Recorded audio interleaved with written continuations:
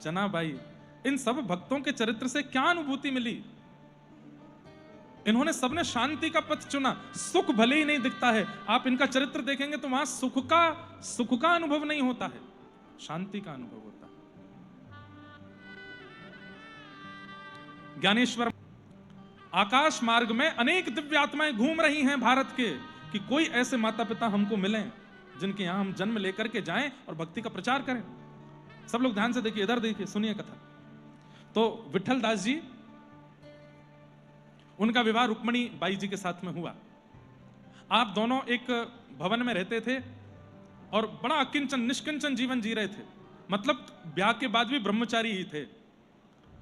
एक दिन जिस भवन में आप रहते थे वहां पर एक नाग नागिन का जोड़ा निकल के आया, और उस नाग नागिन को देख करके श्री विठल दास जी ने प्रणाम किया। तो उन नाग देवता ने कहा कि ये जिस घर में आप रहते हो ये हमारा स्थान है, इसके नीचे हम लोग रहते हैं। तो ये बात सुनते ही श्री विठल दास जी ने अपनी पत्नी को कहा, चलो यहां से, ये हमारा घर नहीं। इतने जिस घर में जन्म हुआ, जिस घर में रहे पले बड़े, नाग देवता की एक बात सुनकर के तुरंत छोड़ दिया। जैसे ही जाने लगे तो नागदेव इतने प्रसन्न हो गए, बोले कि आप कितने निष्किंचन हो, हमारी एक बात कहती आप जा रहे हो, अब हम आपको एक आश्वासन देते हैं। बोले क्या? हम आपसे कुछ नहीं कहेंगे, आप यहीं रहो, हमें अच्छा लगेगा आप यहीं रहो, और हमारी जितनी धन संपत्ति जो भी हमारे पास नाग रक्षा करते हैं हम आपको देते हैं। खूब वैभव हो गया, संपत्ति हो गई, खूब सब हो गया। तो विठल दास जी ने सोचा, इतनी संपत्ति आ गई, इतना गड़ा हुआ धन मिला, इसका क्या करें? एक बात और बताऊं बंधु, पड़ा हुआ गड़ा हुआ धन यदि कभी मिल जाए, अपने प्रयोग में मत ले लेना, चाहे वो खरबों की तादाद में क्यों ना हो, उसको सेवा में लगा दीजिए। ग्रामीण क्षेत्रों में पुराने घरों में कई बार ऐसा होता है, एक आध हमारे परिचित के भी, उनके यहां भी ऐसा हुआ, उनको भी मैंने यही राय दी थी, इसको अपने प्रयोग में मत लीजिएगा। संत सेवा में, भगवत सेवा में, बहुत ज्यादा हॉस्पिटल बनवा दो, कोई अनाथ बालकों के लिए कुछ सेवा करवा दो, गरीब लोगों के लिए कुछ, अपने प्रयोग में मत लीजिएगा। वही किया ज्ञानेश्वर माउली के पूज्य पिताजी, जिन्होंने महाराष्ट्र से भक्ति की ऐसी अलख जगाई। उनके माता पिता कैसे, ये सुनिए। इतना धन संपत्ति मिली, उससे संत सेवा करनी प्रारंभ कर दी, खूब संत सेवा की। सब लोग उन्हीं के यहां आते थे। अब तो प्रचलित हो गया था कि वहां यदि जा रहे हो तो उनके घर पर सेवा मिल जाएगी आपको, खूब संत सेवा करते। एक बार एक महापुरुष आए और वो आकर के बोले, मुझे ना अन्न चाहिए, ना रोटी चाहिए, ना पानी चाहिए, मैं 2-3 महीना केवल हवा पी के रहूंगा।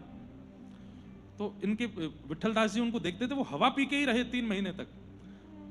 प्रणाम करके कहा कि भगवान, आप में इतनी योग्यता कैसे आई, आप हवा पी के कैसे रहते हैं? बोले सब मेरे सदगुरुदेव की कृपा। बोले आपके गुरुदेव कौन है? बोले काशी में गंगा तट पर श्री रामानंदाचार्य जी महाराज विराजमान है, उन्हीं की कृपा है, और अब मैं वहीं जा रहा हूं। तो विठल दास जी बोले मैं भी चलूंगा, मुझे भी उन्हीं गुरु जी के पास जाना है। और आप पीछे पीछे चलने लगे। पत्नी घर पर रह गई। उन्होंने पूछा कब तक आओगे? बोले पता नहीं देवी, अब तुम ध्यान रखो अपना, हम तो जा रहे हैं।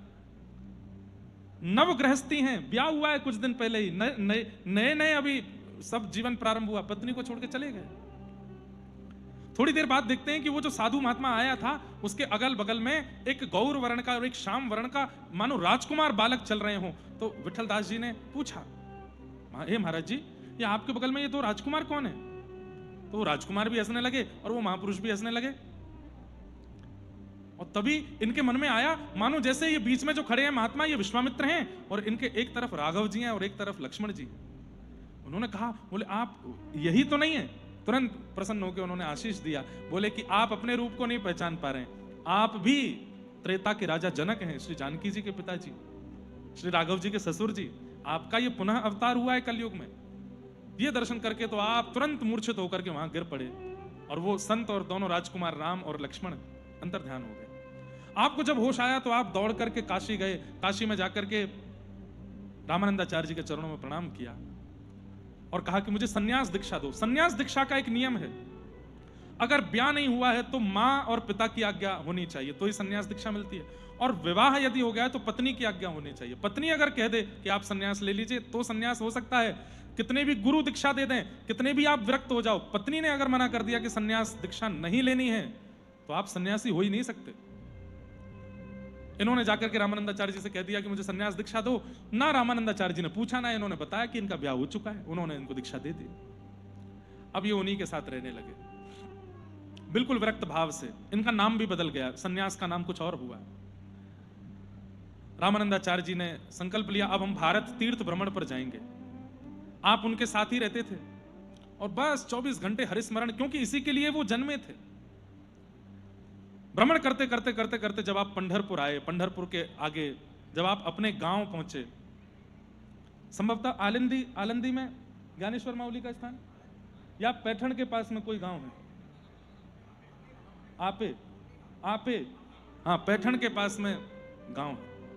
वहां जब रामानंदाचार्य जी पहुंचे तो इनको पता तो था कि ये मेरा गांव है।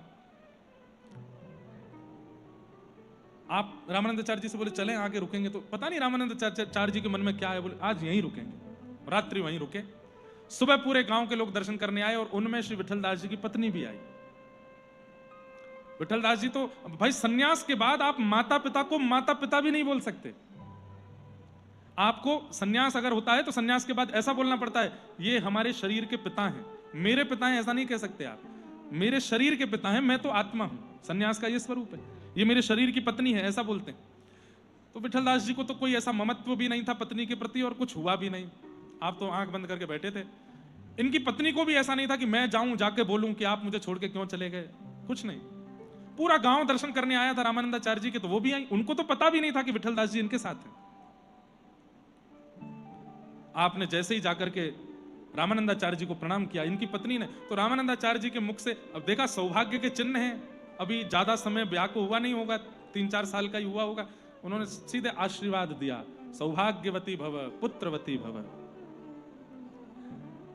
रुक्मणी बाई थोड़ी मंद मुस्काई और रामानंदाचार्य जी की ओर देख के बोली, ऐसा आशीर्वाद दीजिए जो घटे, जो फलीभूत हो, क्योंकि आप जो आशीर्वाद दे रहे हैं वो कभी फलीभूत नहीं होगा। मेरा विवाह तो हुआ है, मैं सौभाग्य का चिन्ह धारण करती हूं, पर मेरे पति मेरे पास नहीं है। रामानंदाचार्य जी पूछ बैठे, कहां है पति? बोलने में तो मुझे संकोच है, लेकिन आप कहेंगे तो मैं बता देती हूं। बोले क्या? आपके बगल में जो सन्यासी जी बैठे हैं यही मेरे पति। रामानंदाचार्य जी ने कहा, अरे आपका विवाह हो चुका था? तो नेत्रों में आंसू भर आए। गुरुदेव, हमारी दीक्षा इतनी जल्दी जल्दी हुई, मैंने जाके बस निवेदन किया, भावुकता में मैं था, आपने भी दीक्षा दी थी, ना आपने पूछा ना मैं बता पाया। ये तो गलत हुआ। पत्नी की बिना आज्ञा की दीक्षा कैसे? सन्यास की वो भी। वैसे तो नियम नहीं है कि सन्यास से दोबारा गृहस्थ में जा सके, लेकिन हम रामानंदाचार्य हैं, इतनी क्षमता तो ठाकुर जी ने हमको दी है। हमारा आशीर्वाद फलेगा और आप वापस गृहस्थ में प्रवेश करो। तो आप रोने लगे, नाथ मुझे संसार के विषादों में नहीं फंसना है, मैं फंसता चला जाऊंगा। बोले कि यदि गृहस्थ में जाके संतान भगवत भक्त हुई तो? यदि गृहस्थ में जाकर के भगवान के भगवत भक्त और पूरे भारत का, पूरे विश्व का भक्ति रूप में काया पलट करने वाली संतान यदि तुम्हारे यहां हुई तो भी नहीं जाओगे? मेरा आशीर्वाद है, आपके घर एक दिव्य बालक का जन्म होगा। ऐसे भक्ति का प्रचार करने वाले बालक होंगे जिनका आश्रय लेकर के अनेक भक्त हो जाएंगे। और तब सन्यास के बाद वे पुनः गृहस्थ में गए और 4 संतान जो कही थी, श्री निवृत्तिनाथ जी, श्री ज्ञानदेव जी मतलब ज्ञानेश्वर जी, श्री सोपान जी और श्री मुक्ताबाई, ये 4 संतानों का उनके यहां जन्म हुआ, जिन्होंने महाराष्ट्र का स्वरूप पूरे ब्रह्मांड में इतना पवित्र कर दिया। आज पूरे विश्व में संत श्री तुकाराम जी की चर्चा होती है, नामदेव जी की चर्चा होती है, जनाबाई की चर्चा होती है, पंढरीनाथ के भक्तों की चर्चा होती है, पर इस भक्ति का प्रवाह करने वाले साक्षात विष्णु स्वरूप, नारायण स्वरूप श्री ज्ञानेश्वर माउली, श्री शिव स्वरूप श्री निवृत्तिनाथ जी, ऐसे महाभागवत हुए। तो ये बात मैं क्यों बता रहा था आपको, ये पूरा प्रसंग मैंने क्यों सुना? मैं अब आजकल भक्तमाल में श्री ज्ञानेश्वर जी का चरित्र ही पढ़ रहा था, तो आज ही पढ़ा मैंने ये भाव। और भक्तों के भी जो जो चरित्र हैं वो जो महाराष्ट्र के रोज पढ़ता हूं, तो अभी आज इन्हीं का पढ़ रहा था, इसलिए अचानक भाव आया। और फिर ये बताना भी चाहता हूं आज के युवा माता पिताओं को कि आप अपना जीवन संयमित कर लीजिए, अपना जीवन इतना पवित्र कर लीजिए कि किसी दिव्य आत्मा को आपके यहां जन्म लेने के लिए आना पड़े। बंधुओं, गर्भाधान केवल एक क्रिया नहीं है, संस्कार है वो। आचार्यों से, गुरुजनों से, महापुरुषों से पूछिए कि हमें अब गृहस्थ आश्रम में आ गए, अब आगे घर बढ़ेगा, हमारे घर में संतान का जन्म होगा, उसकी विधि हमें बताइए। कुछ नियम, कुछ व्रत, कुछ अनुष्ठानों के द्वारा उस गर्भाधान की क्रिया के द्वारा बालक जन्म लें। अब भारत को आवश्यकता है ज्ञानेश्वर माउली जैसे भक्तों की, भारत को आवश्यकता है संत श्री तुकाराम, श्री सूरदास जी, श्री नरसिंह मेहता, श्री अब आवश्यकता है। क्या पता इस व्यासपीठ से कही गई वाणी को कुछ युवा माता पिता ध्यान से सुन लें और वो इतना पवित्र जीवन करके अपने गृहस्थाश्रम में प्रवेश करें और उनके घर से ही शायद कोई ज्ञानेश्वर माउली, उनके घर से ही कोई पूरे भारत को फिर से भक्तिमय करने के लिए, क्या पता कोई फिर से कोई भक्तराज जन्म ले ले। इसलिए इंद्रिय सुख नहीं, बोलावा विठ्ठल, पाहावा विठ्ठल, करावा विठ्ठल जीव भावे। समस्त इंद्रियों से क्रिया केवल विठ्ठल की करो, आपको सुख मिलेगा।